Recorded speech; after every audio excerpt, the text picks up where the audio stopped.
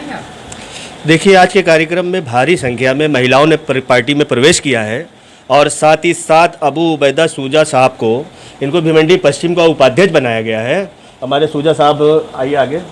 भिवंडी पश्चिम का उपाध्यक्ष इनको बनाया गया है और साथ ही साथ हम सभी लोग मिलजुल कर पार्टी के लिए काम कर रहे हैं, आगे बढ़ाने का काम कर रहे हैं और सूजा साहब से भी हमको यही उम्मीद है और आगे इंशाल्लाह जो भी होगा वो हम लोग शहर की बेहतरी के लिए करते रहें।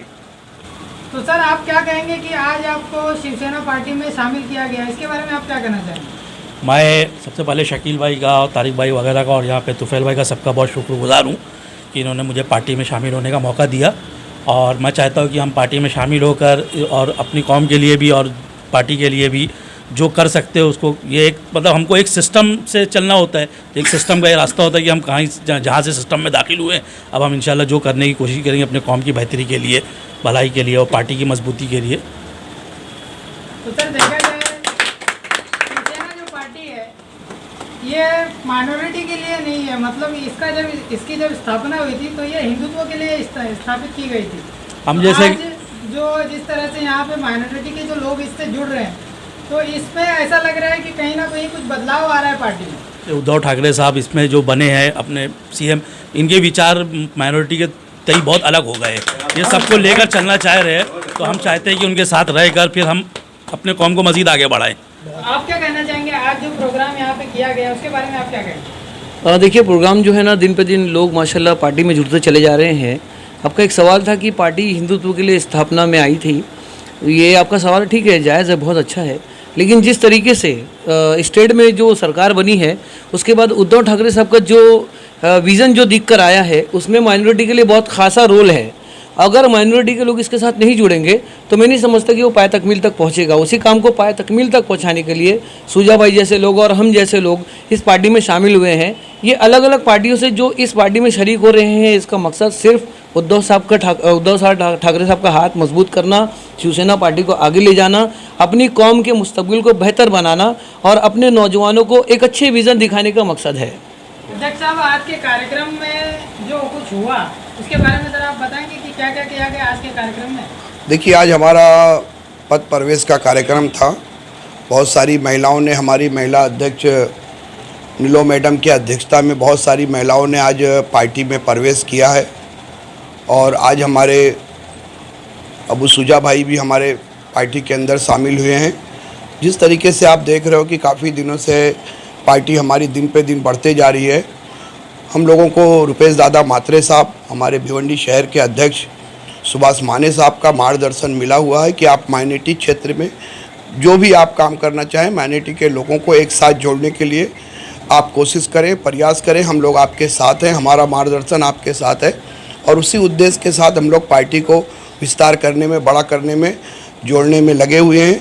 और बहुत सारे जो इशू भिवंडी में, महाराष्ट्र के अंदर भी माइनॉरिटी के इशू को नज़रअंदाज किया गया है, तो हम उसी चीज़ों को नज़रअंदाज जो हुए हैं उसी सबको मद्देनज़र रखते हुए हम हमारे लोगों की बात रखेंगे और रखने के लिए हमें एक साथ मुत्तहिद होना पड़ेगा। और अभी हम एक साथ जुड़ रहे हैं और जुड़ने के बाद जब हमारी एक ताकत बन जाएगी माइनॉरिटी की, तो फिर आने वाले समय में आपको निश्चित है कि परिवर्तन दिखेगा।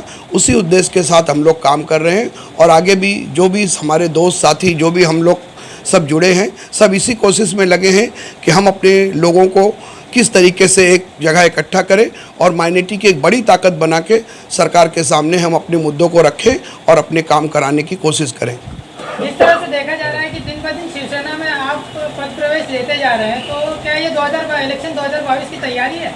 देखिए, इलेक्शन वगैरह पर शिवसेना काम नहीं करती है। इलेक्शन आते हैं, चले जाते हैं।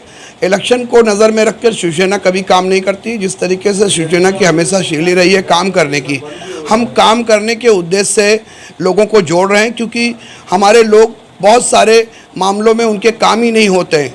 लोग माइनॉरिटी के नाम पर हमारे लोगों का वोट तो ले लेते हैं कौम के नाम पर और उसके नाम पर, लेकिन उसके बाद वोट लेने के बाद फिर माइनॉरिटी के कोई भी एक बुनियादी काम बता दीजिए इतने सालों में भिवंडी के अंदर जो माइनॉरिटी के हक में किया गया हो। सब लोग अपनी अपनी दुकान चलाते हैं, लेकिन उन सब चीज़ों को हमको ख़त्म करके हमको जो नज़र आ रहा है कि सरकार जो आदरणीय उद्धव ठाकरे साहब ने जो सरकार अभी शहर में महाराष्ट्र में चलाई और जिस विश्वास के साथ माइनॉरिटी को नज़र में रखा और उनके ऊपर ध्यान दिया है, हम उनके इस मार्गदर्शन के ऊपर हम लोग उम्मीद लगाकर हम लोग मुस्तैद हो रहे हैं और हम लोगों को यकीन है कि आने वाले समय में वो माइनॉरिटी की तरफ जरूर ध्यान देंगे। सर, जिस तरह से देखा जाए कि कुछ दिनों पहले राज्य सरकार ने यह ऐलान किया है कि मुंबई में जो 500 स्क्वायर फीट से कम के जो घर हैं एरिया में, तो उनकी जो घरपट्टी वगैरह है वो माफ़ की जाएगी, तो क्या भिवंडी को भी इसका फ़ायदा मिलेगा? बिल्कुल फ़ायदा होगा और आने वाले समय में हम भिवंडी के भी मसले जो हमारे हैं घर पट्टी को लेकर, पानी पट्टी, नल पट्टी और जो घर का आपने बताया मामला